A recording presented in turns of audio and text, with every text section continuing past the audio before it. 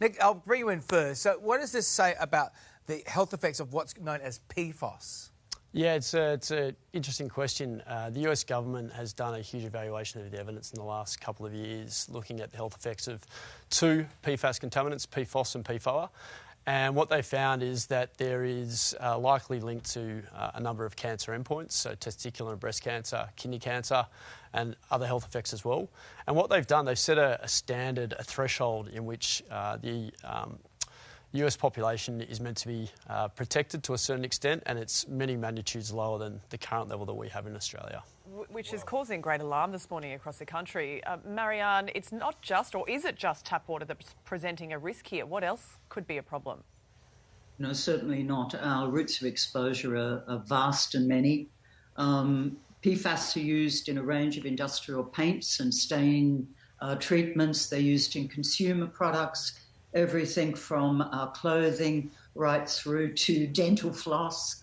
They're used in compostable packaging, single-use compostable packaging, even tea bags. And very worryingly, we now know that a number of pesticides are also PFAS chemicals. So our exposure is quite vast and quite multidimensional.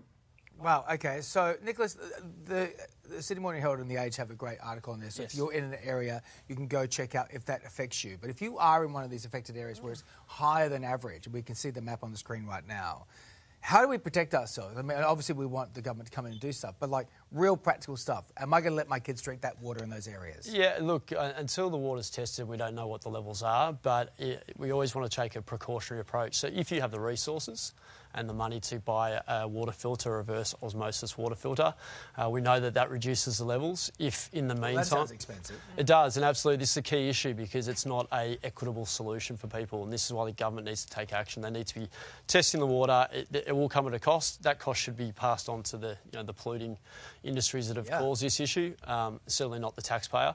And also another opportunity is to buy potentially a bottled water, but that comes with its own health risk because we know PFAS is actually sometimes in that plastic as well. But in the short term as a solution, if you have concerns, a water filter or bottled water could be an option. New South Wales Premier Chris Minns was on 2GB with Ben Fordham this morning.